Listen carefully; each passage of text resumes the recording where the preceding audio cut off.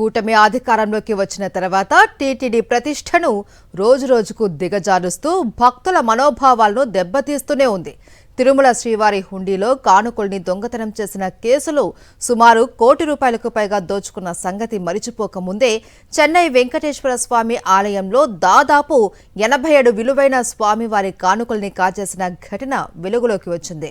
శ్రీవారి ఆస్తుల్ని కాపాడవలసిన పాలక మండలి నిర్లక్ష్యానికి తోడు విజిలెన్స్ విభాగం నిద్రమత్తులో జోగుతోంది. దీంతో దోపిడీకి అడ్డు అదుపు లేకుండా పోతోంది. తిరుమల శ్రీవారి క్షణకాల దర్శనం కోసం ఏడాది ముందుగా పసుపు గుడ్డలో ముడుపులు కట్టి పైసా పైసా కూడబెట్టి కొండకు కాలినడకన వచ్చి అత్యంత భక్తి శ్రద్ధలతో దర్శనం చేసుకుని హుండీలో కానుకలు వేసి తమ భక్తి ప్రపత్తులను చాటుకుంటారు భక్తులు. పూర్వకాలం చక్రవర్తుల నుంచి సామాన్య భక్తుల వరకు తమ స్థాయికి తగినట్లు కానుకలను చెల్లించడం సాంప్రదాయంగా వస్తోంది. అయితే స్వామి సేవలో ఉంటూ స్వామివారిని అనుక్షణం దర్శనం చేసుకునే అరుదైన అవకాశం ఉన్న కొందరు ఉద్యోగులు చేతివాటం ప్రదర్శిస్తూ తిరుమల ప్రతిష్టను మంటగొలిపేలా చేస్తున్నారు. కూటమి ప్రభుత్వం అధికారంలోకి వచ్చిన తర్వాత వరుసగా జరుగుతున్న ఘటనలతో భక్తులు ఆందోళన చెందుతున్నారు. తిరుమల శ్రీవారికి ప్రపంచవ్యాప్తంగా ఆలయాలు, ఆస్తులు ఉన్నాయి.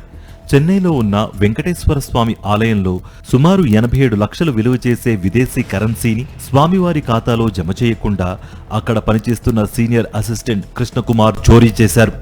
కూటమి ప్రభుత్వం పాలనలో అక్టోబర్ 6, 2024న ఈ విషయం వెలుగులోకొస్తే విజిలెన్స్ విచారణ జరిపి గత ఏడాది మార్చి 14న ఎఫ్ఐఆర్ నమోదు చేశారు. అయితే ఈ కేసులో విదేశీ కరెన్సీ ప్రస్తావనే లేకపోవడం అనుమానాలకు తావిస్తోంది. కృష్ణకుమార్ కొట్టేసిన విదేశీ కరెన్సీ విలువ 87 లక్షల పైమాటే ఉండగా ఈ కేసులో మాత్రం 6 లక్షలుగా చూపించడంలో మతలబు ఏంటని ప్రశ్నిస్తున్నారు టీటీడీ మాజీ చైర్మన్ భూమన కరుణాకర్ రెడ్డి.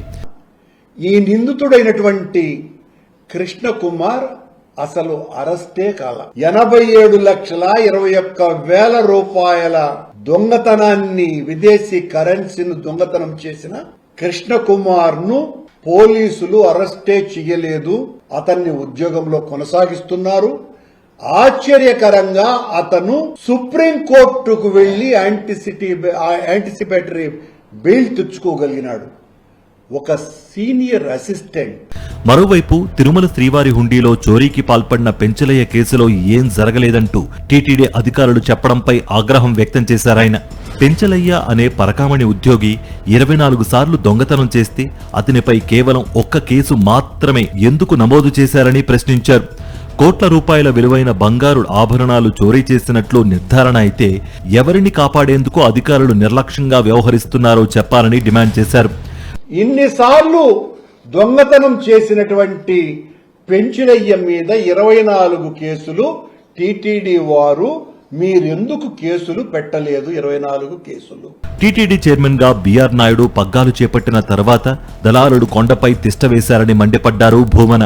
300 రూపాయల ప్రత్యేక ప్రవేశ దర్శనం టికెట్ను 3,000 రూపాయల చొప్పున రోజుకు 4,000 టికెట్లను బ్లాక్లో అమ్మకాలు చేస్తున్నారని మండిపడ్డారు.